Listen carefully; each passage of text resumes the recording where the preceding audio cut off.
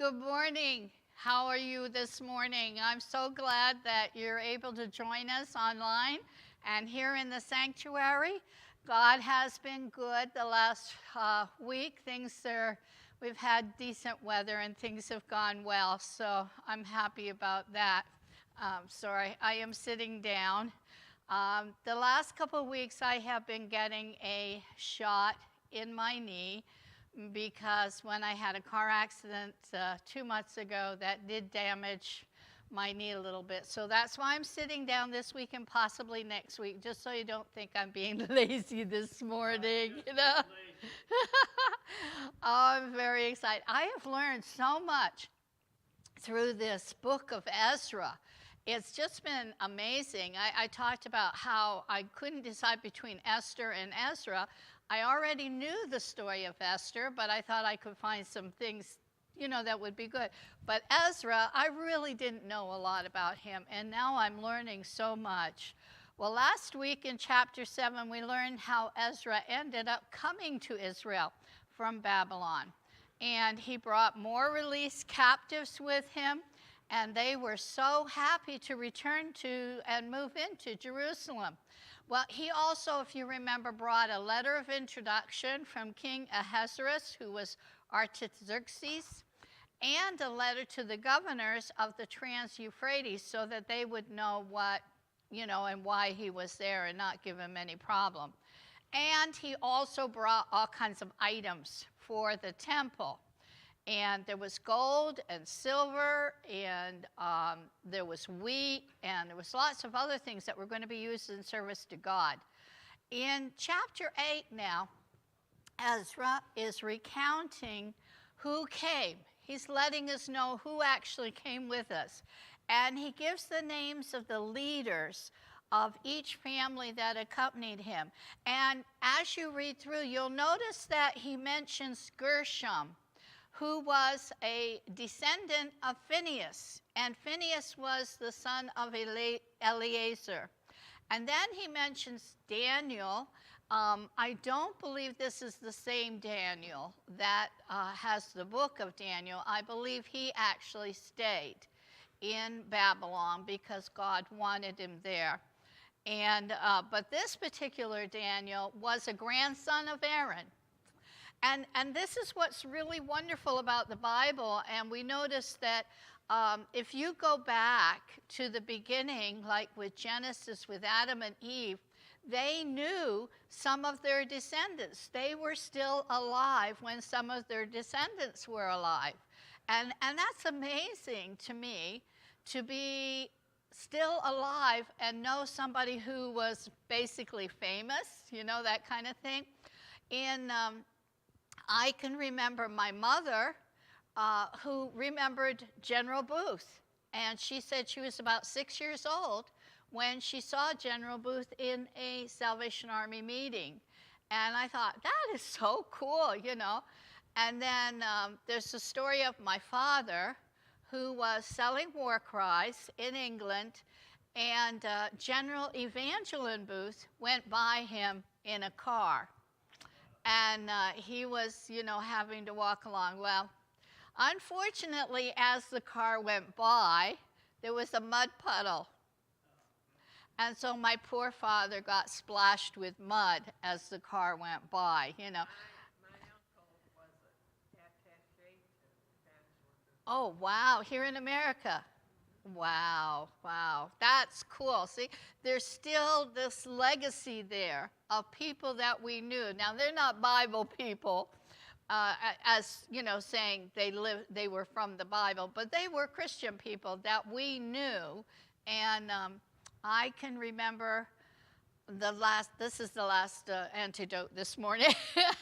I can remember meeting, and just went right out of my head, so I won't tell that story until I can remember the rest of it. Isn't that terrible? But anyhow, so here we are. These are famous families to Ezra, and he is so pleased to have them as part of his traveling company. And he then goes on to list other leaders, other people, and how many came with them. And I thought that was interesting because the first couple that he listed, there was like nobody else with them. But when he went on, there were others like 100, 150, 300 people. Shechaniah came with 300 men. And then, as I read more towards the middle of the chapter, I saw that there were children mentioned as well. So that means that they came with their families. So if we just, totaled up the number of people that he said came that were men, then you add the wife, and then you add maybe 2 or 3 children. Wow, what a company that was going. I mean, that was a lot. So there were like hundreds of people traveling towards the country of Israel. Fathers, mothers, children, aunts and uncles and cousins, But I loved what Ezra wrote next. And this was really important to me because I believe that it's important what he did is what we need to do whenever we go on a journey. And I'm thankful that we do. He assembled them all in one place in Babylon, and then he had them all come to a canal. And the name of the canal was Ahava. And so I looked through different things in my Bible and then on the internet and then talking to my husband. And I couldn't at first find where Ahava Canal was. I figured that, with all the length of time and everything, maybe it got lost.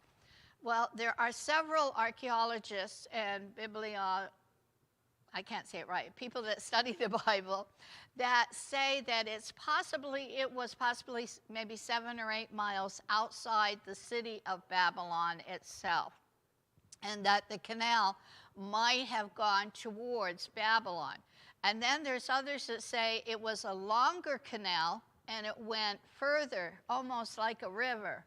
And so I found what I thought might be a map, but I was not able to print it out, so I don't have a copy to give you of that one. I do have some copies of maps that I passed out last week, and if anyone here wants some, or if anyone online wants them, just call the office, and Lisa, our receptionist, can have them available for you. I'll give them to her Tuesday, and she can give them to you if you'd like one.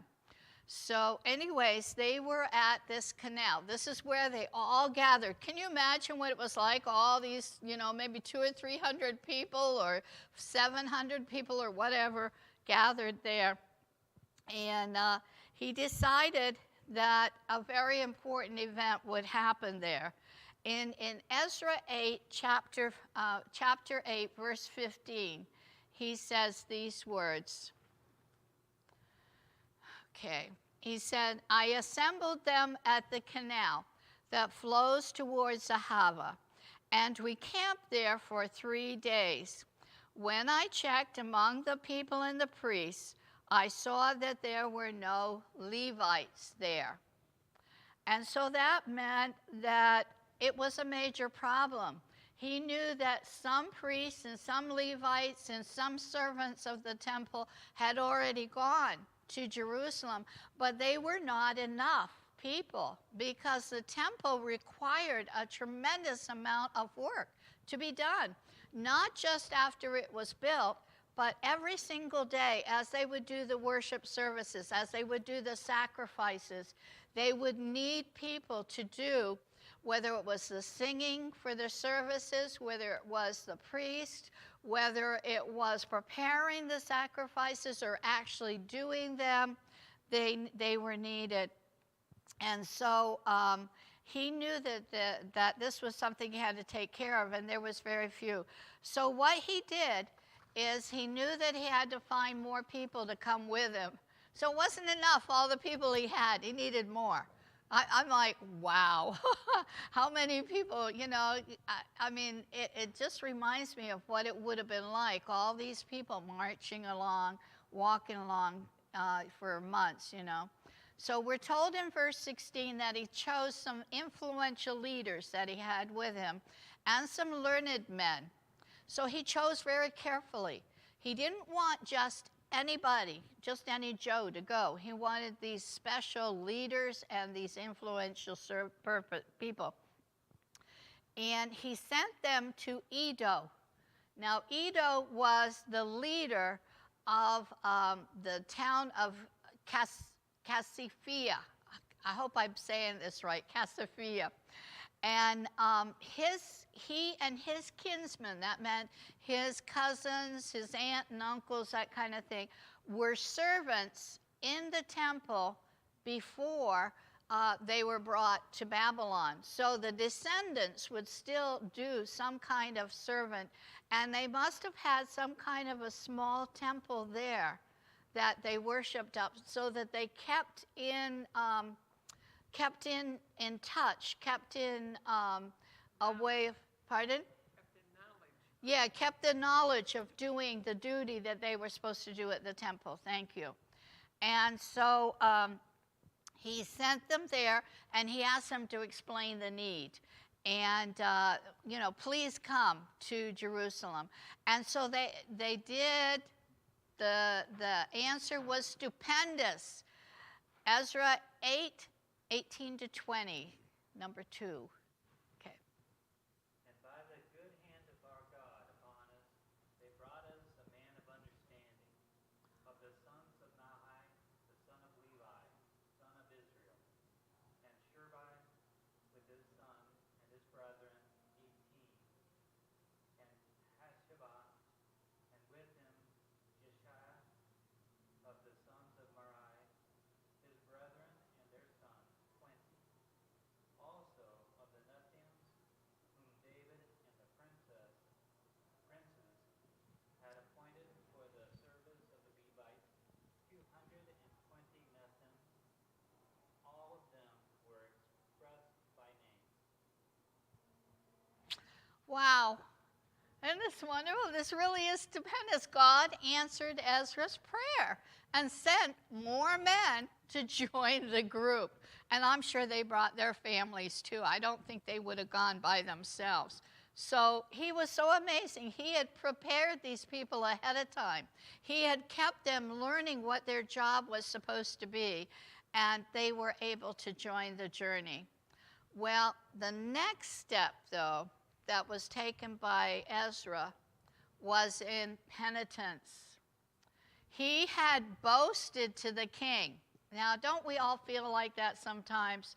You know, we say to our majors, oh, I can do this. I'm very capable of doing this. I've had this training and that training. I can do it. Don't worry. Leave it in my hands, right? And then we go to actually do the job that they've asked us to do, and we realize, oops, I need a little bit of help with these things. Oh, I'm in trouble. I can't go back and ask him to make my task smaller because I told him I could do it. You know, we get boastful and arrogant, you know. Well, that's what happened with Ezra. He did that. He boasted to the king, and he said, oh, we don't need any protection on the journey. You know, we don't need to worry as we're going through the mountains, across the rivers, and through the hills where the bandits are. We don't need anybody. Wow. Well, in verse 22, he realizes his sin, and he admits that he's ashamed to go back and ask the king for soldiers. So, after he confesses his sin, he proclaims a fast, and he asks the group that's with him to participate in it.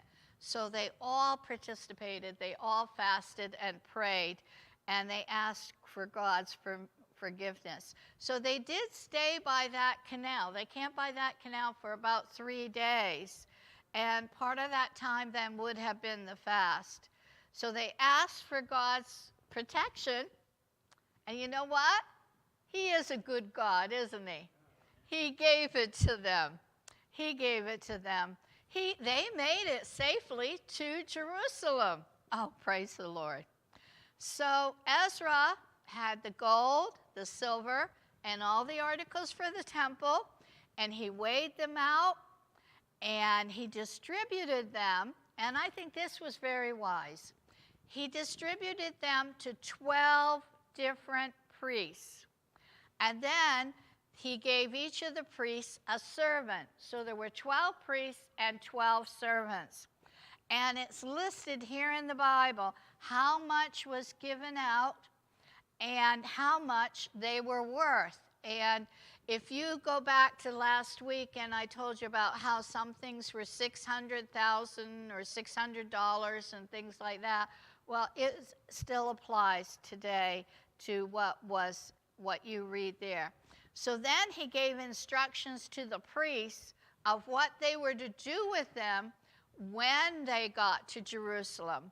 Number 3, Ezra 8:28 to 31. I said to them, you as well as these articles are consecrated to the Lord. The silver and gold are free will offered to the Lord, which you got on your heads.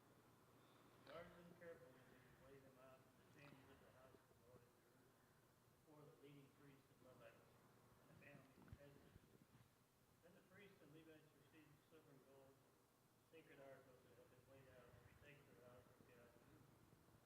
On the 12th day of the first month, we set out from Avan Canal to go to Jerusalem. The hand of our God was on us, and he protected us from the enemy who spanned us all along the way. So they arrived then in Jerusalem on the 21st day of the 21st day of the the 12th day of the first month. I had it messed up, sorry. And this was the first month would have been Nisan, Nisan, Nisan. And Nisan in the Bible was March and April. You know, like the last part of March, the first part of April. That was the month of Nisan to them. And that's when they arrived there. It had, and so they, let me see, I got that wrong. Let me read it again, sorry. On the 21st day of Nisan, they left Babylon. I need to read my notes better this morning. I apologize. They left Babylon, and they set forth from Ahava Canal and went towards Jerusalem. And they praised the Lord because he protected them all the way to Israel. And then, when they got there, they didn't immediately go to the temple. They rested for 3 days.